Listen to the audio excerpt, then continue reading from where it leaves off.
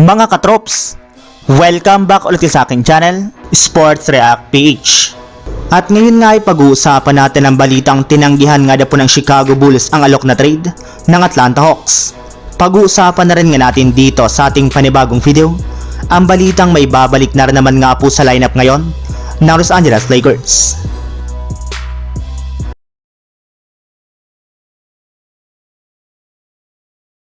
Ilang araw na lamang nga po mga katrops ang natitira bago sumapit ang trade deadline, ay mas lalong nagiging busy na nga po ang mga team sa pagkikipagnegosasyon para makagawa sila ng move sa lalong madaling panahon. At isa na nga po sa mga kupunan na nagiging aktibo dito ay ang Chicago Bulls na patuloy na inaalok ang kanilang center na si Nikola Vucevic sa iba't ibang mga teams. Pero kahit man nga po desidido sila na mai-trade ito ay hindi rin naman nga po nila siya basta-bastang bibitawan nang wala silang nakukuhang magandang kapalit dito. In fact, base nga po sa kalalabas pa lang na balita, pumayag na nga po sana ng Atlanta Hawks na kunin si Vucevic sa isang trade kapalit ni Clint Capela. Ngunit hindi rin naman nga po nagtagal ang kanilang diskusyon dahil agad rin naman nga po itong tinanggihan ng Chicago Bulls dahil mas gusto nga po nila na makakuha ng mas maraming asset bilang kapalit ni Vucevic. Kaya may pagkakataon pa nga pong ibang mga teams na makipag-agawan dito basta't makapag-offer sila ng isang magandang trade package na magugustuhan ng front office ng Bulls. Samantala, pumunta na naman tayo sa ating sunod na pag-uusapan sa balitang may babalik na rin naman nga po sa lineup ngayon ng Los Angeles Lakers.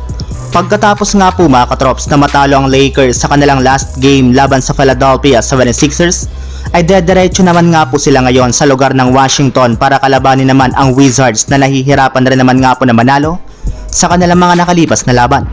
At bago pa man nga po magsimula ang kanilang laro, ay inanunsyo na nga po ng kanilang team na nakalista na nga po dito bilang probable si Rui Hachimura, nakalista rin naman nga po bilang questionable si Dorian Finney-Smith, LeBron James at si Gabe Vincent.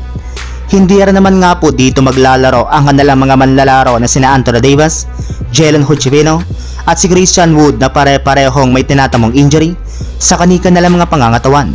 Pero sa kabila nga po ng pagkawala ni Anthony Davis sa kanilang lineup ay may ilang mga players rin naman nga pong inaasahang maglalaro at magbabalik sa kanilang team, kagaya ni Jared Vanderbilt na hindi na nakasama sa injury report matapos siyang pagpahingahin lamang sa kanilang last game. Bukod rin nga po dyan ay mabibigyan na rin naman nga po ng pagkakataon sina Christian Coloco at Ray Jemison na makakuhang muli ng playing time ngayong wala si Anthony Davis. So yun lang mga katrops, ang handog kong story ngayong araw.